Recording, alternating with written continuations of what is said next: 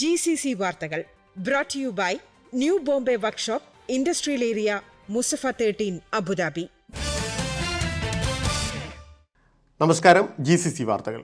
ലോകകപ്പ് ഫുട്ബോളുമായി ബന്ധപ്പെട്ട് അനുവദിച്ച ഹയ്യ വിസയുടെ കാലാവധി 1 മാസത്തേക്ക് കൂടി ഖത്തർ ആഭ്യന്തര മന്ത്രാലയം ദീർഘിപ്പിച്ചു. 2024 ജനുവരി 24 അവസാനിക്കുമെന്ന് പ്രഖ്യാപിച്ച വിസയുടെ കാലാവധിയാണ് ഫെബ്രുവരി 24 വരെ നീട്ടുന്നത്. രാജ്യത്തേക്ക് പ്രവേശിക്കാനുള്ള അവസാന ദിനം ഫെബ്രുവരി 10 നിശ്ചയിച്ചു. ജനുവരി 12 കിക്ക് ഓഫ് കുറിക്കുന്ന ഏഷ്യൻ കപ്പ് ഫുട്ബോൾ കാണാൻ കാണികൾക്ക് അവസരമൊരുക്കുന്നതിൻ്റെ ഭാഗമായാണ് ഹയ്യ വിസയുടെ കാലാവധി 1 മാസത്തേക്ക് കൂടി നീട്ടാൻ തീരുമാനിച്ചത്. ലോകകപ്പ് ഫുട്ബോൾ വേളയിൽ ടിക്കറ്റ് സ്വന്തമാക്കിയ കാണികൾക്കായി പ്രഖ്യാപിച്ച ഹയ്യ വിസ 2022 ഫെബ്രുവരിയിലാണ് 1 വർഷത്തേക്ക് അധിക കാലാവധി നൽകിയത്.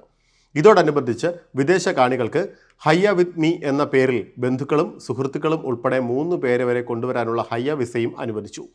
മലയാളികൾ ഉൾപ്പെടെ നിരവധി പ്രവാസികൾക്ക് കുടുംബങ്ങളെ കൊണ്ടുവരാനും ഉപയോഗിച്ചിരുന്നു. ദുബൈയിൽ ഭീമമായ പിഴയും ജയിൽ ശിക്ഷയും ഒഴിവാക്കുന്നതിന് ഫ്രീ സോണിൽ ഉൾപ്പെടെ പ്രവർത്തിക്കുന്ന വൻകിട വാണിജ്യ സ്ഥാപനങ്ങളും വ്യക്തികളും കള്ളപ്പണവും ഭീകര സംഘടനകൾക്കുള്ള ഫണ്ടിങ്ങും തടയുന്നതിനുള്ള ഫലപ്രദമായ സംവിധാനങ്ങൾ നടത്തണമെന്ന് അധികാരികൾ മുന്നറിയിപ്പ് നൽകി. നിയമം ലംഘിച്ചാൽ 50 ലക്ഷം ദിർഹം പിഴയും ജീവപര്യന്തം തടവുമാണ് ശിക്ഷ.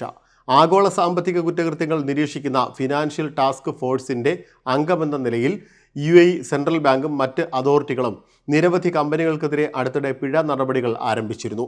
FTFൻ്റെ ചാരപ്പട്ടികയിൽ നിന്ന് ഒഴിവാകുന്നതിനായി കഴിഞ്ഞ ഏതാനും വർഷങ്ങളായി UAE കള്ളപ്പണത്തിനെതിരെ ശക്തമായ നടപടികളാണ് കൈക്കൊള്ളുന്നത്. New Bombay Workshop, A to Z automobile repair under one roof. One of the authorized service partners of Bosch Cars. High quality maintenance, repairs and timely service for light and heavy vehicles. We provide 24 hours recovery service. New Bombay Workshop, Industrial Area, Musafa 13, Abu Dhabi. Call or WhatsApp 050-444-2423. Saudi അറേബ്യയിൽ നിന്ന് issue ചെയ്യുന്ന എല്ലാത്തരം വിസകളും ഇനി ഒറ്റ web പോർട്ടലിൽ നിന്ന് ലഭിക്കും. Saudi visa എന്ന പേരിൽ ഏകീകൃത ദേശീയ പ്ലാറ്റ്ഫോം വിദേശകാര്യ മന്ത്രാലയം ആരംഭിച്ചു. ഡിജിറ്റൽ ഗവൺമെൻറ് ഫോറം 2023 ഇത് സംബന്ധിച്ച പ്രഖ്യാപനം നടന്നത്. മന്ത്രാലയത്തിൻ്റെ ഡിജിറ്റൽ വികസന പദ്ധതിയുടെ ഭാഗമായാണിത്.